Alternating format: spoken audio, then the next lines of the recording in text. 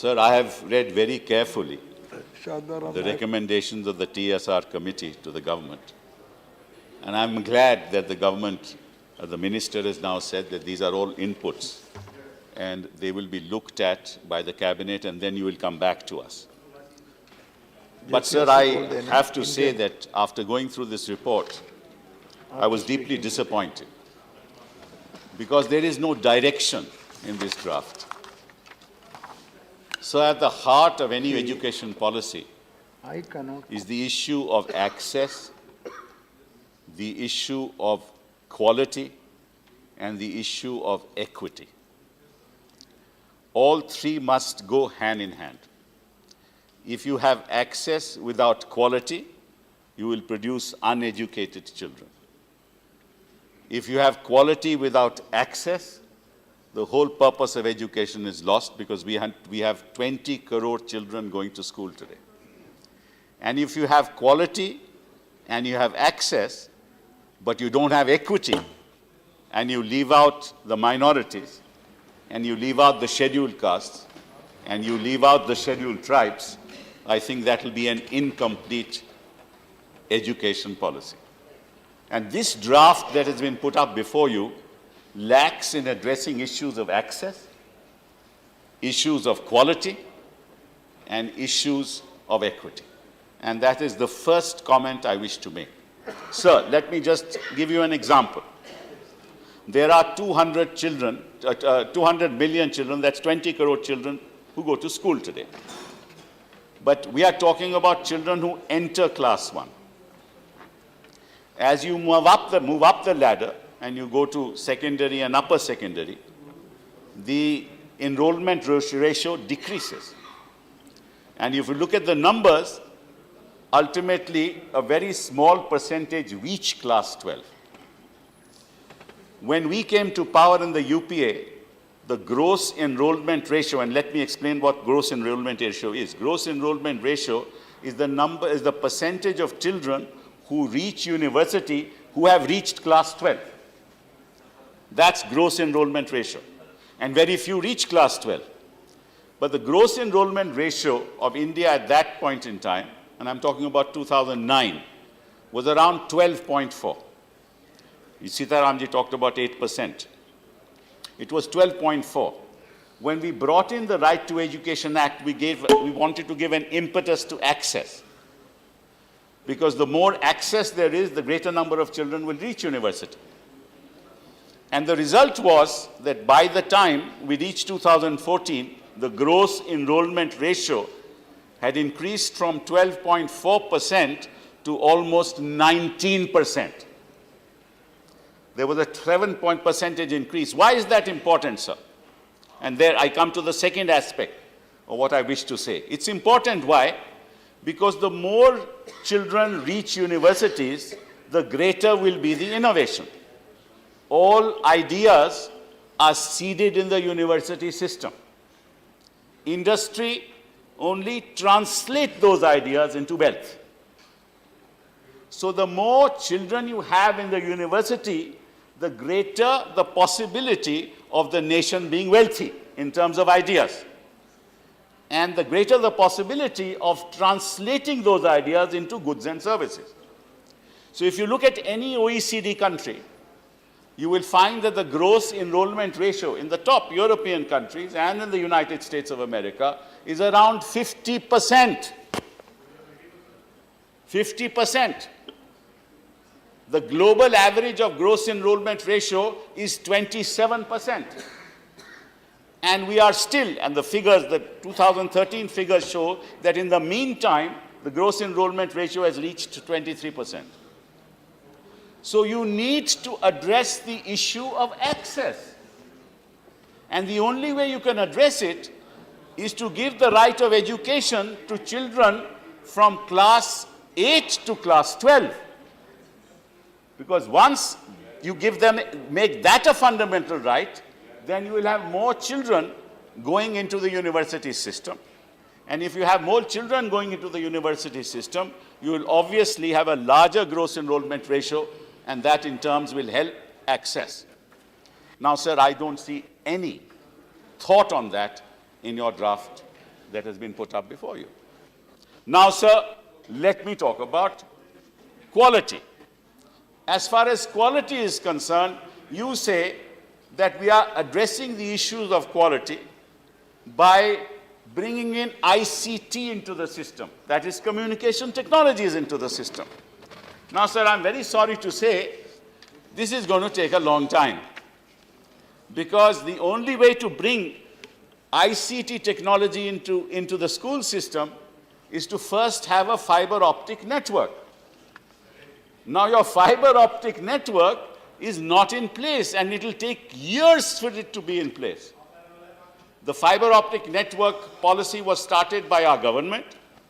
We had allocated 20,000 crores for the fiber optic network, but it's not made any progress.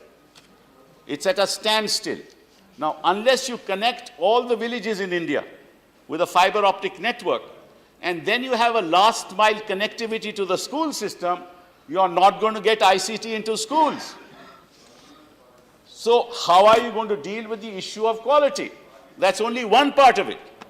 Let me talk of another aspect which is at the heart of quality, and that is teachers. Now, sir, you would be surprised to know that teachers have to be trained in teachers training institutes. Now, how many teachers training institutions do we have in this country? And I'll give you some shocking figures. It's interesting to note that in South India, and this is divided on a regional basis, the number of government teachers training institutions are 78,017, and I'm giving you figures of 15th of March 2013. And the number of private institutions, teachers training institutions, are 12,17,784. Government 78,000, private 12 lakhs. And there is no regulation. There is no regulatory network. So you're getting teachers who are untrained. And if teachers are untrained, how are you going to teach our children? There is no thought of this in this draft education policy as to how you're going to deal with training of teachers. You talked about a 4-year B.Ed exam, an integrated BA, BSc, B.Ed exam, a 4-year course. But how are you going to implement this in the context of these private institutions? So what's happening is they are churning out teachers, untrained teachers, bogus degrees. Then they are the ones who are teaching in school, and you're expecting quality education in this country. So what's the point of having a draft policy of this nature which doesn't address these issues? Now let me come to the issue of equity, which is also not addressed in this draft education policy. Now, it's very interesting, these figures. Sir, the net attendance ratio for Muslims at a secondary level are 39%. And I'm talking about Muslim children who reach class 10. Of the children who reach class 10, only 39% reach class 10. Hindus 54%, SCs 49%, STs 46%. For rural, the figures are Muslims 37%, Hindus 51%, rural SC 47%, and ST 45%. And when they reach higher secondary stage, the net attendance ratio of Muslims is 7%. 7%. And of that of Hindus, 13%, SCs 9%, STs 7%. And for rural Muslims, it's 6%, Hindus is 10%, SCs is 8%, and STs is 6%. That's the extent to which there is absence of equity in our education system. Your draft policy does not address it. So if you don't address access, you don't address quality, you don't address equity, why do you want to have a draft education policy, and what are you going to apply your mind to? This is indeed a thoughtless exercise. Sir, the next point I wish to make is that all education is ideology neutral. No system can survive in the world if you infuse within the textbook's ideology. And the problem, sir, is that while we have a draft education policy, what you do in the ground, what you are doing on the ground is just the opposite. You are trying to bring about a change in the education system outside the draft, outside your education policy, by bringing ideology into every institution in India.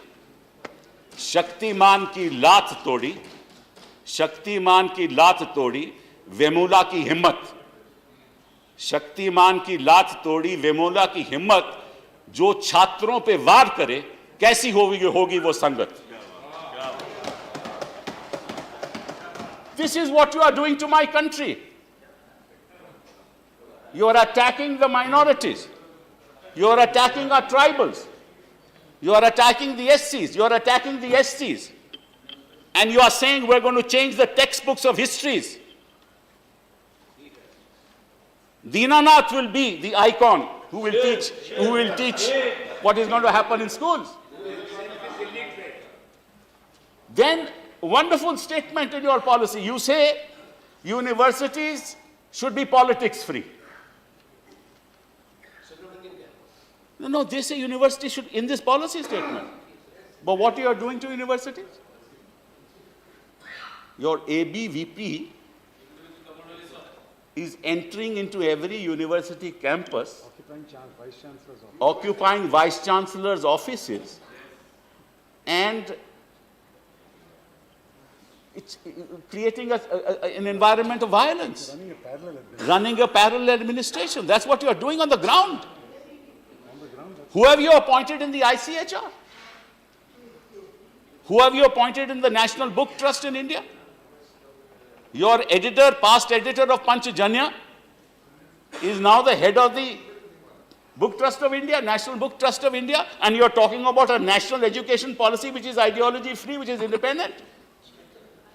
So why be hypocritical? I think what you should do is, you should set out a white paper and tell us we are the Sangh and all ideology will be related to what the RSS says. You tell us that, it's all right. We'll discuss that, we'll debate it in the country. But don't sort of put smoke in our eyes.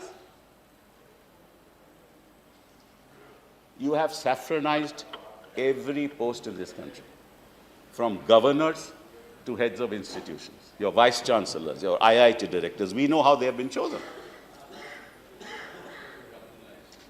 Completely communalized. So, sir, I think we need to think how we want to take our education forward. The other thing that's very important, and I request you to consider it, and that is that when you look at education, never look at it from the point of view of the government. Never also look at it from the point of view of the institution. Put yourself in the shoes of the child. Make yourself see through the eyes of the child. And when you see through the eyes of the child, you will understand that child's aspirations. Sorry workman और worker इसके definition के लिए आप standing committee को भेजे राज्यसभा में. यही हमारे जो पहले के पार्लियामेंट्री अफेयर्स मिनिस्टर थे रूडी साहब, और वो पेंडिंग है, अभी भी आप देख लीजिए आपके पास.